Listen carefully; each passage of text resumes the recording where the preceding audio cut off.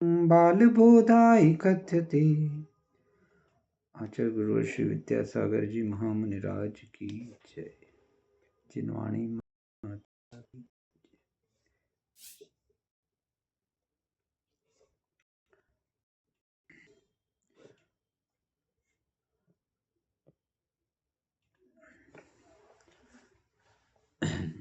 आप लोगों ने जो कातंत्र के कुछ पेजेस बोले थे, तो उनका यदि प्रिंट आउट रख लिया हो तो बहुत अच्छा है। यदि किसी के पास पुस्तक हो तो और भी अच्छा है ना।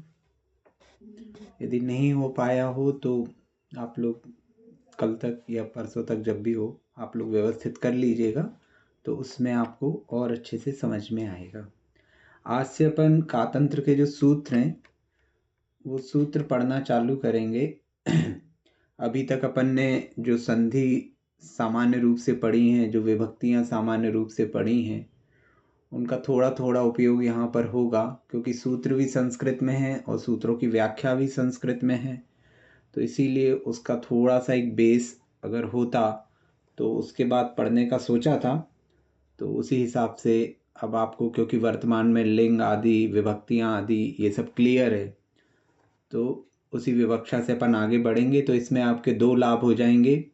एक तो आप लोग कातंत्र के सूत्र पढ़ लेंगे, दूसरी चीज इन सूत्रों का ही हम हिंदी में अनुवाद करेंगे। तो संस्कृत से हिंदी अनुवाद करना किसी भी चीज का, तो वो भी अपन थोड़ा थोड़ा देखते रहेंगे। इसके पूर्व, प्रारंभ करने के पूर्व, हम ये बिल्कुल स्पष्ट रूप से सभी को एक बार बताना चाहते हैं कि हम स्वयं भी इसका अध्ययन कर रहे हैं और आप सभी के साथ हम भी पढ़ रहे हैं।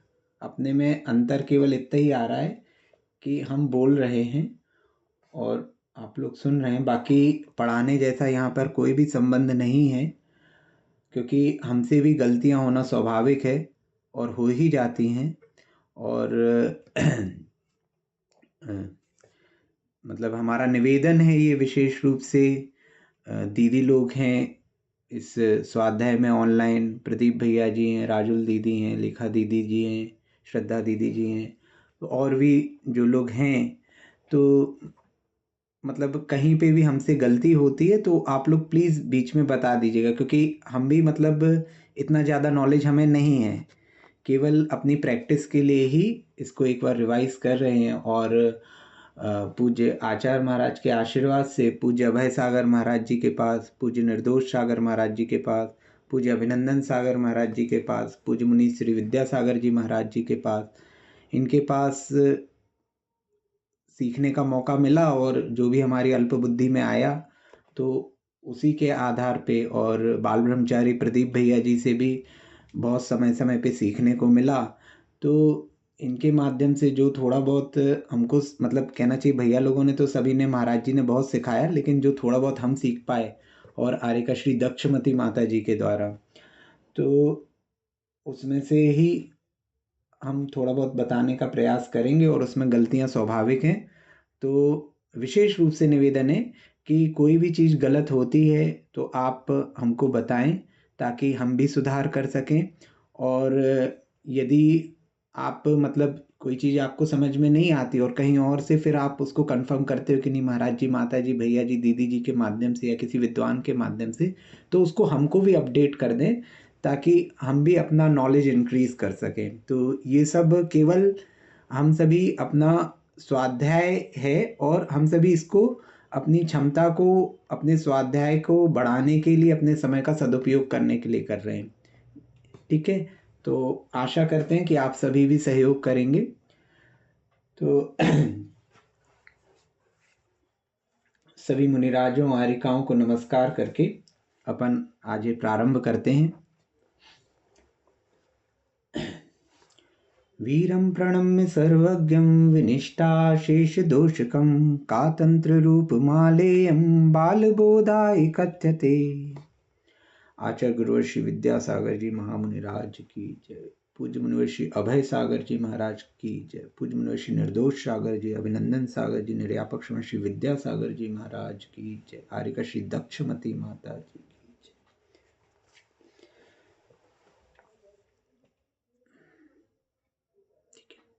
आप सभी के पास प्रिंट आउट हैं क्या? मेरी आवाज आ रही है? जी भैया जी। जी भैया जी हैं। हैं? ठीक है। ओके। तो यहाँ पर अपन सबसे पहले संज्ञा प्रकरण प्रारंभ कर रहे हैं, है ना? आपने संज्ञा प्रकरण जहाँ लिखा है वहाँ पर आप पढ़ रहे होंगे, लिखा हुआ है अथ संज्ञा संधि। किसी का म्यूट नहीं है, प्लीज म्यूट कर लीजिए। तो यहां पर अपन देख रहे हैं कि उन्होंने संज्ञा प्रकरण प्रारंभ करने के पहले अथ शब्द का प्रयोग किया है। अथ संज्ञा संधि। अथ जो है, पूज्य निर्लोक सागर महाराज जी बताया करते थे कि अथ मंगलाचरण का भी रूप है। अथ के माध्यम से आपने जैसे पहले महाभारत देखी होगी, तो वहां पे अथ श्री महाभारत कथा, है ना? अथ श्री महाभारत कथा, ऐसा उन्होंने कहा है वहां पे, जो महाभारत का टाइटल सॉन्ग था स्टार्टिंग में, तो अथ श्री महाभारत कथा, महाभारत कथा। तो अथ से प्रारंभ किया है। अपन जब शाम को सुबह भक्ति पढ़ते हैं तो अथ पौराणिक स्वाध्याय बेलायाम, अथ पौराणिक आचार वंदना क्रियायाम, तो अथ अथ से अपन प्रारंभ करते। तो महाराज श्री बताते थे कि अथ से, जो कई बार मंगलाचरण के रूप में भी अथ का प्रयोग किया जाता है और किसी चीज की शुरुआत करने के लिए भी अथ का प्रयोग किया जाता है। तो यहाँ पे अथ संज्ञा संधि, अर्थात यहां से संज्ञा संधि प्रारंभ हो रही है। वास्तव में संज्ञा संधि, संधि तो दो चीजों की होती है। यहां पर संध्या प्रकरण है कि किस वर्ण को, किस चीज को क्या संज्ञा दी जाएगी। संज्ञा से जैसे हम समझते हैं कि किसी चीज का नाम, प्रारंभ में भी हमने देखा था कि कोई व्यक्ति है, उसका नाम राम है, तो राम उसकी संज्ञा है। वो भारतीय है, तो भारतीय भी उसकी संज्ञा है। वह पुरुष है, पुरुष भी उसकी संज्ञा है। वह जैन है, जैन भी उसकी संज्ञा है। किसी, वह मानव है, मानव भी उसकी संज्ञा है। कहीं पे कहा गया राम खड़े हो जाओ, तो वह राम नाम का व्यक्ति खड़ा हो गया। किसी सभा में कहा गया सभी भारतीय खड़े हो जाएं, तो राम चूंकि भारतीय था तो राम उसमें भी खड़ा हो गया। किसी सभा में कहा सभी पुरुष खड़े हो जाएं, तो राम पुरुष था तो पुरुष बोलने पे भी वह खड़ा हो गया। कहीं पे कहा गया सभी जैन खड़े हो जाएं, राम चूंकि जैन था तो वहां भी वो खड़ा हो गया।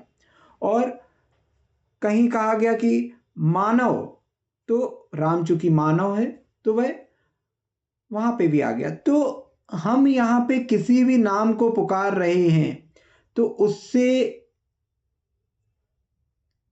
उसका बोध हो रहा है राम का, है ना? तो राम के लिए ये सभी संज्ञाएं हो गई। हालांकि जब हम पुरुष बोलेंगे तो राम के अलावा अन्य पुरुष भी हैं। जैन बोलेंगे तो राम के अलावा अन्य जैन भी हैं, स्त्री पुरुष। भारतीय बोलेंगे तो स्त्री पुरुष और भी हैं। मानव बोलेंगे तो स्त्री पुरुष और भी हैं राम के अलावा। लेकिन राम इन सबके अंतर्गत आ रहा है।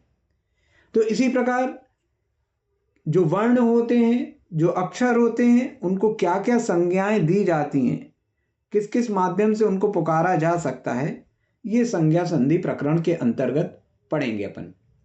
प्रथम सूत्र आता है, पहला सूत्र है सिद्धो वर्ण समाम्नायः। सिद्धो वर्ण समाम्नायः। अब इस सूत्र में अपन देखें तो पहले आप सूत्र के नीचे देखेंगे, सूत्र के नीचे क्या लिखा हुआ है उसकी टीका में, सिद्धः खलु,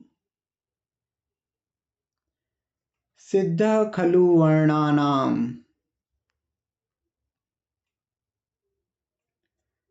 समाम्नायोः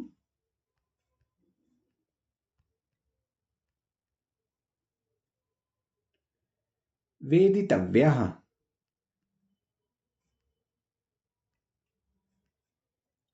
अब ये क्या लिखा है, इसको थोड़ा सा अपन देखें। तो देखिए, जो आपका सूत्र है सिद्धो वर्ण समाम्नायः, और उसकी व्याख्या क्या की गई है, सिद्ध खलु वर्णानाम समाम्नायो वेदितव्यः। यहाँ पर उसकी व्याख्या में बोला गया है। तो अपन सूत्र को मूल रूप से देखें तो देखिए,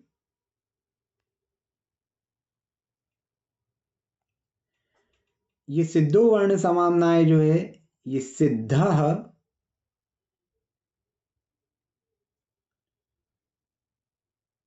वर्ण समाम्नाय,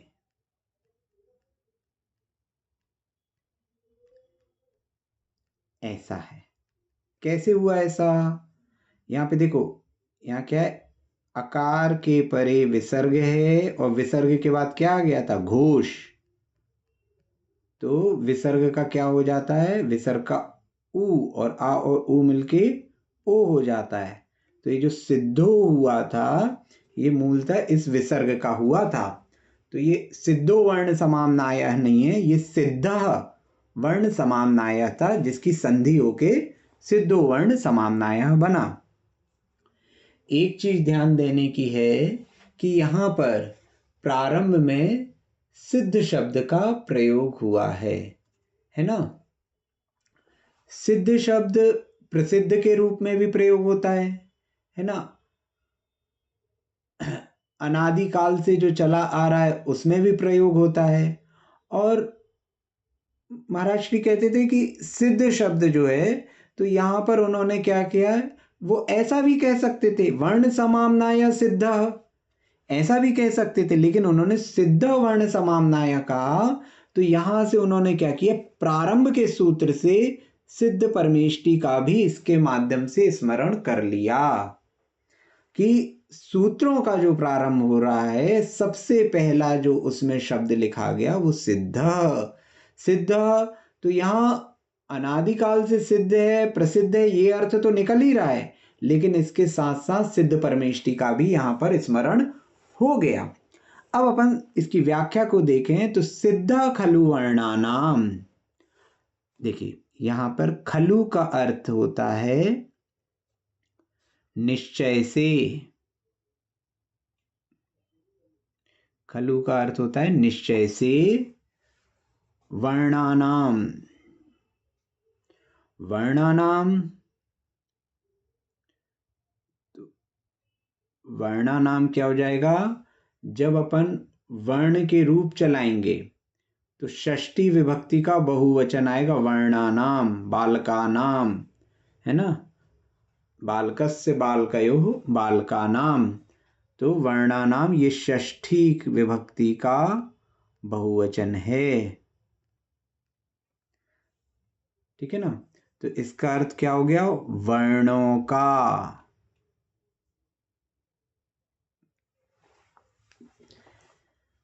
ठीक है, समाम्नायो वेदितव्यः, तो यहां पर भी देखेंगे आप, यहां क्या है, समाम्नायः, यहां क्या था, विसर्ग था, समाम्नायः, समाम्नायः वेदितव्यः। तो यहां क्या हो गया, अकार के परे विसर्ग, और विसर्ग के बाद क्या आया, ये घोष। तो ये अकार और विसर्ग का क्या हो गया, ओ। तो ये समाम्नायो ऐसा लिखा गया, ये मूलतः क्या था, समाम्नायः, जैसा यहाँ ऊपर सूत्र में लिखा है ना, समाम्नायः था। तो अब आप देखेंगे कि समाम्नायः वेदितव्यः दोनों में प्रथमा का एक वचन है, और सिद्ध, सिद्ध में भी प्रथमा का एक वचन है, बालकः रामः। तो ये सब प्रथमा का एक वचन है यहाँ, ठीक है। तो समाम्नाय का अर्थ क्या होता है, तो समाम्नाय, आमनाय कहते हैं ना, अपन कहते हैं ये मूल आमनाय है, ये ऐसी आमनाय है। तो आमनाय मतलब जो आपका संप्रदाय है, समाम्नाय अर्थात समूह, ठीक है, समूह। तो किसका समूह? वर्णों का समूह। वर्णानाम समाम्नाय, अर्थात वर्णों का समूह, है ना। तो ये समूह कैसा है? समाम्नाय, इसका विशेषण क्या है? सिद्ध। वर्णों का जो समूह है वह क्या है? सिद्ध है। कब से? सिद्ध का अर्थ क्या है? कि स्वयं सिद्ध है, अनादिकाल से सिद्ध है। तो वर्णों का समूह सिद्ध है, खलु निश्चय से। वेदितव्य, वेदितव्य यानी ऐसा जानना चाहिए, ठीक है। वेदितव्य, वेदितव्य मतलब किसको वेदितव्य? समाम्नाय वेदितव्य। देखो यहां पर अपन थोड़ा सा, यहाँ पे हौच पौच हो गया, अपन देखें। यहां पर आप देखिए, समाम्नाय, समाम्नाय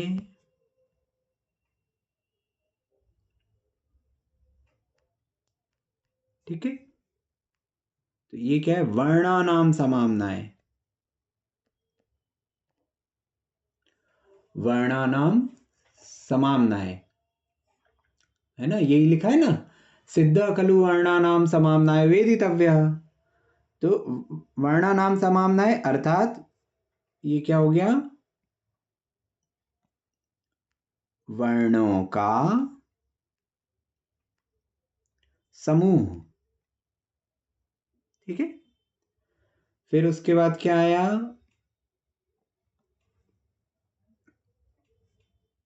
सिद्ध।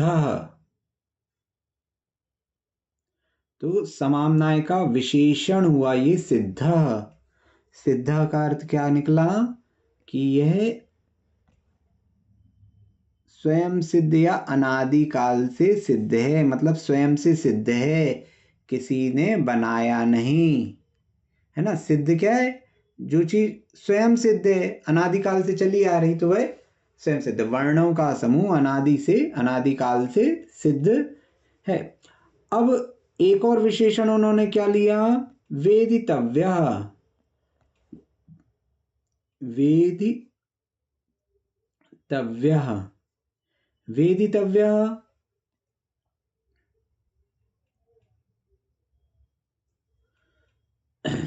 अर्थात क्या हो गया? क्या वेदितव्य? तो वेदितव्य यहां पर आपका समाम्नाय वेदितव्य, ये दोनों में इसका विशेषण है। तो समाम्नाय वर्णों का समूह अनादि से सिद्ध है, तो ये वर्णों का समूह क्या होना चाहिए? जानने योग्य है, या इसको जानना चाहिए, है ना। चाहिए के अर्थ में जानना चाहिए, इसका अर्थ निकलता है। तो खलु निश्चय से, तो पूरा अर्थ क्या निकल रहा है? सिद्ध खलु वर्णानाम समाम्नायो वेदितव्य। तो वर्णों का समूह, वर्णानाम समाम्नाय, वर्णों का समूह, है ना, सिद्ध अनादि से सिद्ध है। वेदितव्य इसको जानना चाहिए, खलु निश्चय से, तो निश्चय से वर्णों का समूह अनादिकाल से सिद्ध है, इसको जानना चाहिए, ठीक है। इसमें किसी को कोई प्रश्न? क्लियर है? आगे चलें। अब इसके बाद देखिए क्या लिखा है उसी में, ते के, ते के, है ना। आप जो नीचे उसके टीका देखेंगे उसमें लिखा हुआ है ते के, ते के। तो ये ते क्या है? तो अपन ने देखा था सह, तौ, ते, है ना। तो ये ते प्रथमा का बहुवचन था, और इसी प्रकार कह, कौ, के, ये भी प्रथमा का बहुवचन था। तो ते के, ते यानी वे, है ना, कि क्या क्या हैं, वे क्या क्या हैं, क्योंकि ये बहुवचन में है ना। अच्छा, अब अपन एक चीज देखें तो ते अपना सातेता में भी आता था, साते ता, है ना, और तत्ते तानी में भी आता था। तो यहाँ जो ते था ये द्विवचन था, और यहाँ जो ते है वो बहुवचन है। तो हमको कैसे समझ में आएगा कि ये जो हैं ये द्विवचन है कि बहुवचन। तो यहाँ पर क्या हो रहा है कि वर्णों के समूह की बात हो रही है, वर्णों के समूह की बात हो रही है। यहाँ पे वर्णानाम, वर्णानाम बहुवचन लिया है तो वर्णों का समूह है, तो वर्णों की बात हो रही है। एक या दो वर्ण नहीं है, कई सारे वर्ण हैं, तो इसलिए बहुवचन चलेगा। और दूसरी चीज, यहाँ वर्णानाम लिया है तो ये वर्णानाम क्या था अपना, है ये अपना पुल्लिंग है, तो यहाँ पे पुल्लिंग के ही रूप चलेंगे। तो ते के, वे कौन हैं, वे क्या क्या हैं, कौन क्या क्या है, तो वे जो वर्ण की बात कर रहे हो आप, वो वर्ण क्या क्या हैं, है ना, वे कौन हैं।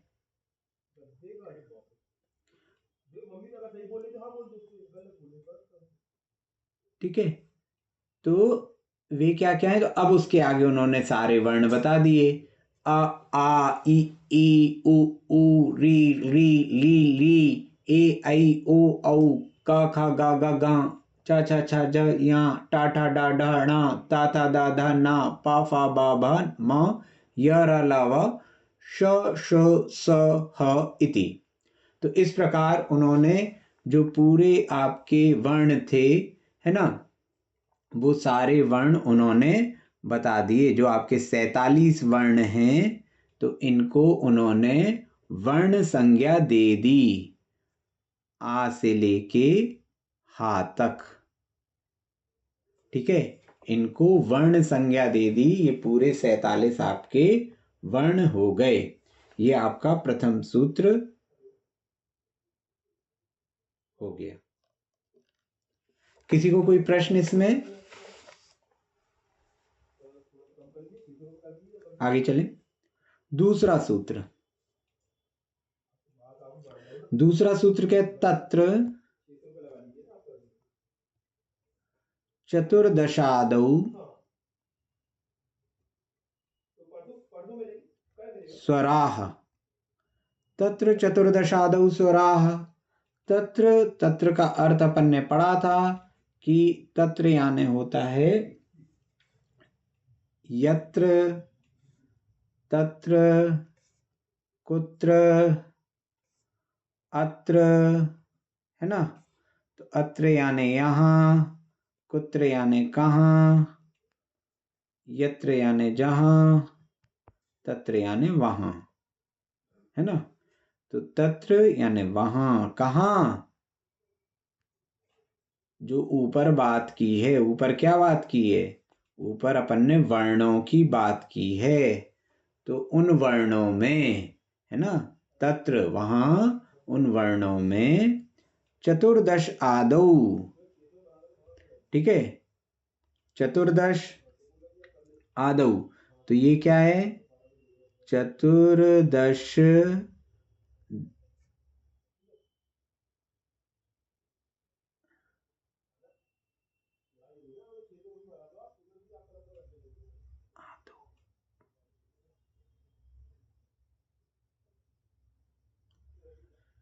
चतुर्दश आदौ, आदौ स्वराः।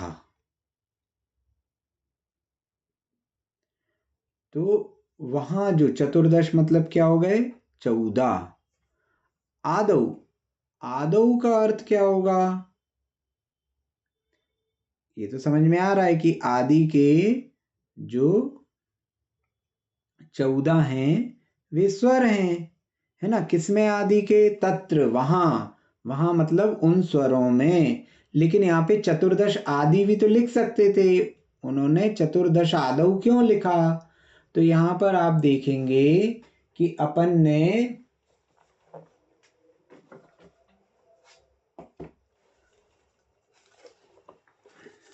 आदि शब्द के, अगर अपन रूप देखें, है ना, आदि शब्द के रूप देखें, इसकी जैसे आप व्याख्या देखेंगे ना तो उससे क्लियर हो जाएगा। व्याख्या में इन्होंने क्या कहा,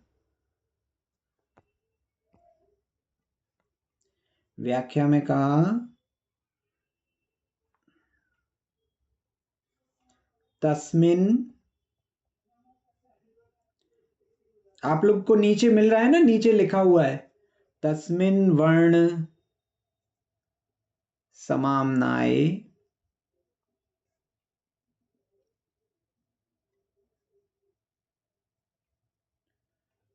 आदौ।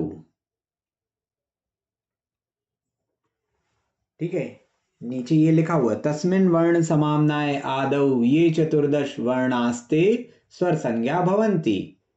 ठीक है, दूसरे सूत्र के नीचे जो व्याख्या है उसमें लिखा हुआ है तस्मिन वर्ण समाम्नाय आदौ ये चतुर्दश वर्णास्ते स्वर संज्ञा भवन्ति। तो अब यहां पर देखिए ये जो तस्मिन है, ठीक है, ये तस्मिन कहां से आया, तो तस्मिन अगर आप थोड़ा सा पीछे जाएंगे तो अपन ने जब सर्वनाम के रूप पढ़ रहे थे, है ना, तो सह तऊ ते तम तऊ तान तेन ताभ्याम तई,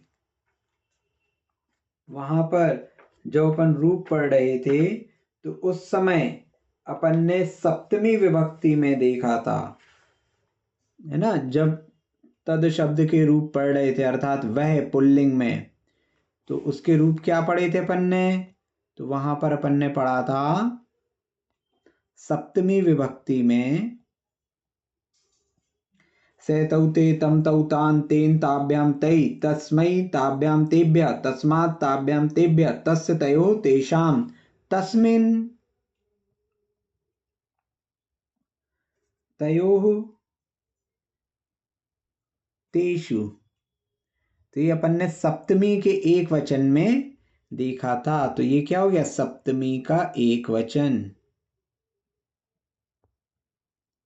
ठीक है, वर्ण समाम्नाय, तो वर्ण समाम्नाय अभी अपन ने ऊपर रूप चलाए थे इसके बालक जैसे वर्ण समाम्नायः, तो अगर आप बालक के रूप देखोगे तो बालक में सप्तमी में क्या आता है, बालके।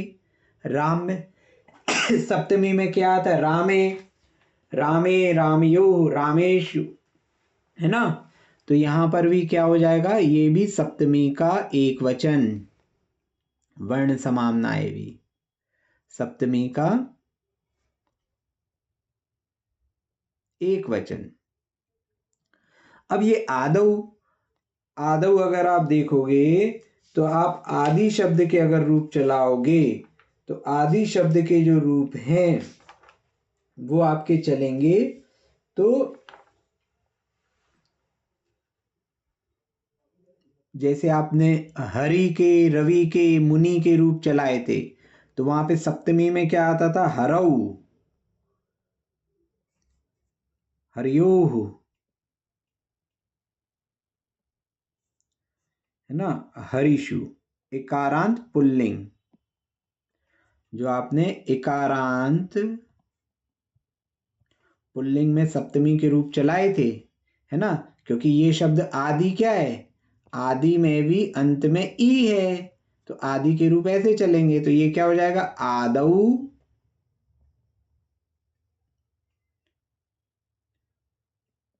आद्योः और आदिशु। विभक्तियां थोड़ी सी आपको पलटा के देखनी पड़ेंगी, ठीक है ना। तो आदौ ये भी क्या है, सप्तमी का एक वचन, तो यहां आप देखोगे कि इस सूत्र में सभी क्या हो गए, सप्तमी का एक वचन।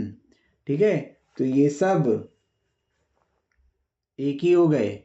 तो वर्ण समाम्नाय आदौ तस्मिन, तस्मिन वर्ण समाम्नाय अर्थात उन वर्ण समूहों में, सप्तमी का अर्थ क्या हो गया, यहां पर लगेगा मैं, तो तस्मिन अर्थात उन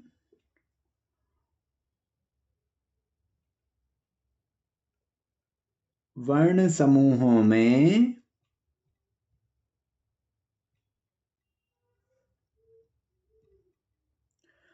आदौ, आदि में, प्रारंभ में। तो उन वर्ण समूहों के प्रारंभ में, है ना, चतुर्दशादौ लिखा है यहाँ पे, है ना। क्या है यहाँ पर, आप देखेंगे, तस्मिन वर्ण समाम्नाय आदौ, उन वर्ण समूहों में, आदि में। फिर उसके बाद क्या लिख रहे हैं, ये चतुर्दश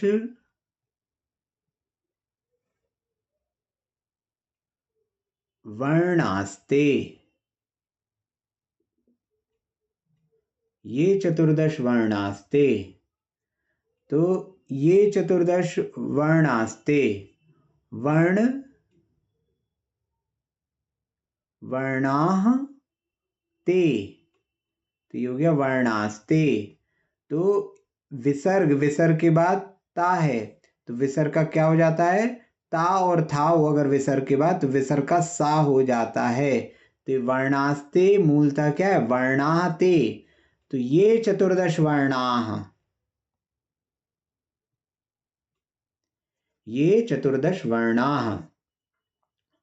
तो ये अपन ने पढ़ा था, यह यऊ ये, सह तऊ ते। तो ये क्या हो गया, बहुवचन। जो चतुर्दश यानी 14 वर्ण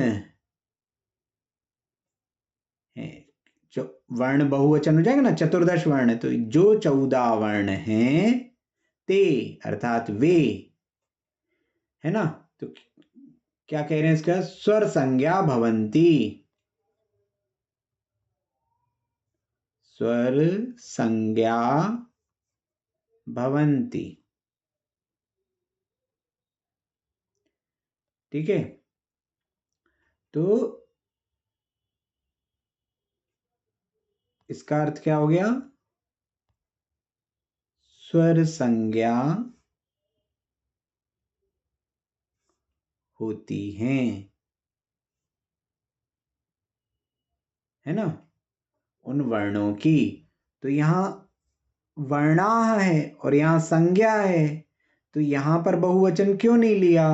तो यहां पर भी आपका विसर्ग था, लेकिन अपना सूत्र था कि आकार के परे अगर विसर्ग हो और फिर घोष हो तो विसर्ग का लोप हो जाता है।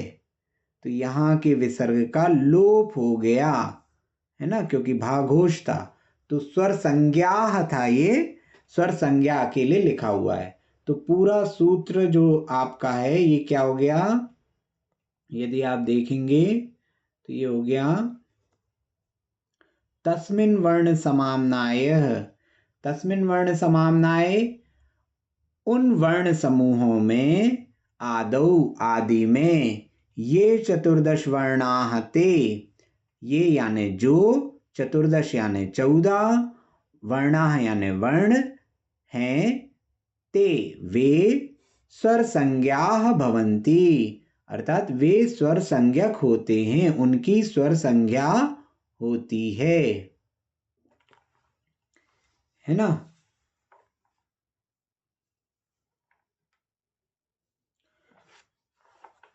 ठीक है।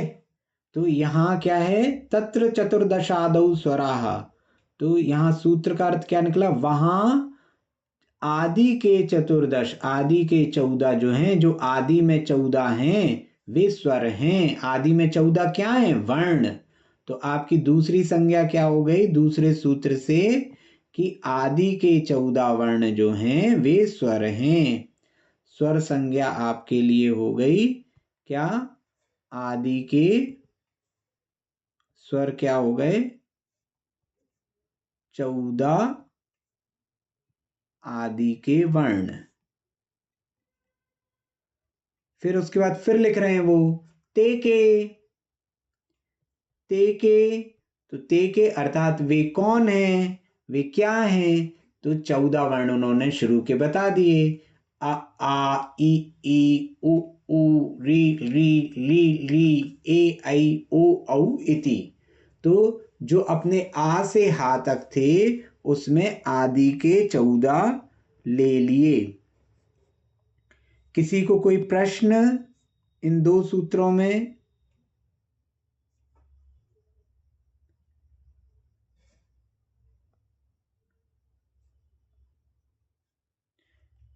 ये जो भैया जी ने अपन को पीडीएफ दी थी उसी से अपन देख रहे हैं। भैया ने इसमें बहुत मेहनत की है।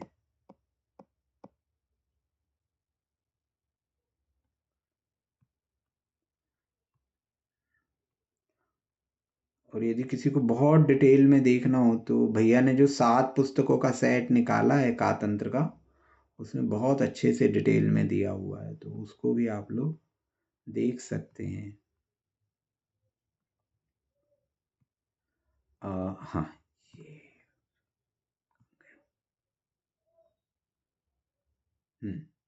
तो अपन ने ये सूत्र देखा, सिद्धो वर्ण समाम्नायः, है ना। तो उसके बाद अपन ने देखा सिद्धा खलु वर्णानाम समाम्नायो वेदितव्यः, है ना।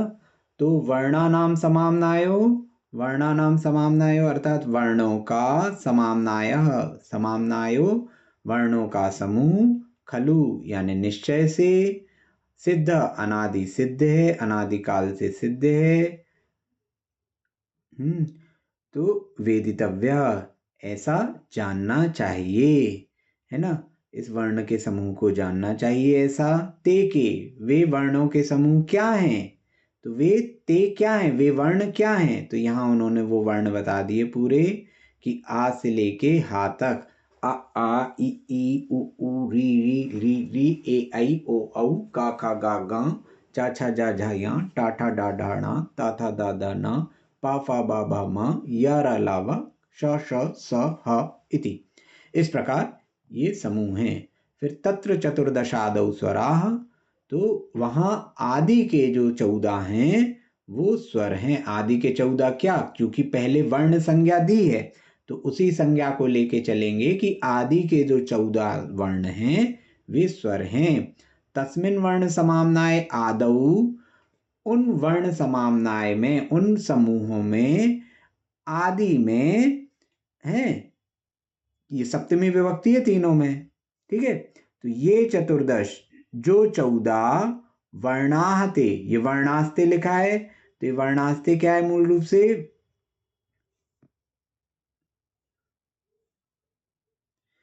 ये जो वर्णास्ते लिखा है ये क्या है, वर्णाह ते, ठीक है, वर्णाह ते, तो विसर्ग का सा हुआ। तो जो चतुर्दश वर्ण है, इसलिए वर्ण बहुवचन लिया, तो जो 14 वर्ण हैं ते अर्थात वे स्वर संज्ञा भवंती, यहाँ स्वर संज्ञा है ना, उनकी स्वर संज्ञा होती है।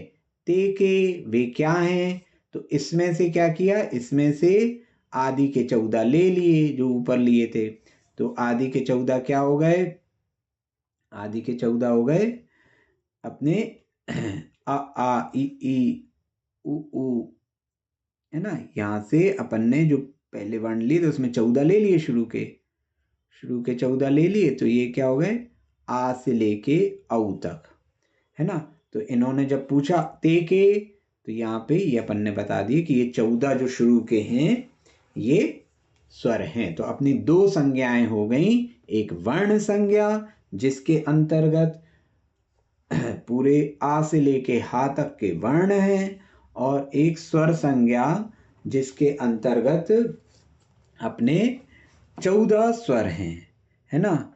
तो वर्ण संज्ञा में कितने हो गए, वर्ण में हो गए अपने 47 वर्ण, और उनमें से प्रारंभ के जो 14 हैं वो हो गए स्वर, ठीक है। तो 2 संज्ञाएं आपकी हो गई। किसी को कोई प्रश्न इनमें, देखिए सूत्र तो ये आप लोग को क्लियर थे, इनका अर्थ भी क्लियर था, लेकिन अपन सूत्र जो उसमें संस्कृत की व्याख्या दी है उसको पढ़ते हुए करेंगे ताकि अपन का संस्कृत का रिवीजन होता रहे, अपन उसको पढ़ना सीखते रहें, ठीक है। तो थोड़ा सा हो सकता है आप लोग को बोरिंग लग रहा हो कि बिल्कुल जाने हुए सूत्र थे और उन 2 सूत्रों में अपन ने इतना पूरा 45 मिनट का समय ले लिया। तो आप लोग बताएं, मतलब इसको फिर अपन नहीं तो स्पीडली करें, कैसा करना है। नहीं भैया ये बहुत अच्छा लग रहा है जो आप करा रहे हो। ये अच्छा अच्छा लग रहा है ये आप, ठीक है, तो एक बार बहुत आप अच्छा लग रहा है। ठीक ठीक ठीक। तो आप लोग एक बार अब इसको स्वयं से, मतलब बिना रिकॉर्डिंग देखे, आप लोग जो पहला और दूसरा सूत्र है उसकी जो व्याख्या लिखी है संस्कृत में, हिंदी देखे बिना, नीचे की हिंदी छिपा के उस व्याख्या से अर्थ निकालने की कोशिश कीजिएगा। तो क्या है कि अपन को मूलतः अपन का उद्देश्य तो यही है पढ़ने का, कि हम संस्कृत से हिंदी पढ़ना सीखे ग्रंथों से। तो अपन इसके माध्यम से अपने दोनों कार्य हो जाएंगे, है ना। कि कल को अपन कोई पद्म पुराण पढ़ते हैं, हरिवंश पुराण पढ़ते, कोई भी पुराण पढ़ते तो अपन हिंदी हिंदी पूरी पढ़ लेते हैं, संस्कृत छोड़ देते हैं। तो इससे क्या होगा, अपनी प्रैक्टिस भी हो जाएगी। तो आप ये दोनों सूत्र हिंदी छिपा के और रिकॉर्डिंग देखे बिना इसको प्रयास कीजिएगा कि आप कर सकें। यदि कहीं समझ में नहीं आए तो फिर आप रिकॉर्डिंग देखिएगा, है ना। और फिर भी समझ में नहीं आए तो आप उसका प्रश्न भेज दीजिएगा।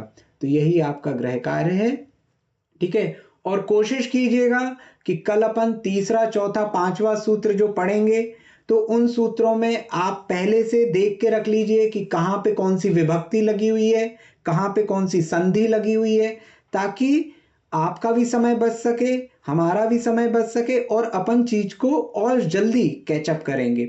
धीरे धीरे स्पीड बढ़ जाएगी, यही चीजें बार बार आएंगी तो। लेकिन आप लोग थोड़ी सी पहले से प्रिपरेशन के साथ बैठेंगे तो बहुत अच्छा रहेगा, ठीक है। जिनवाणी स्तुति कर लेते हैं। बोधि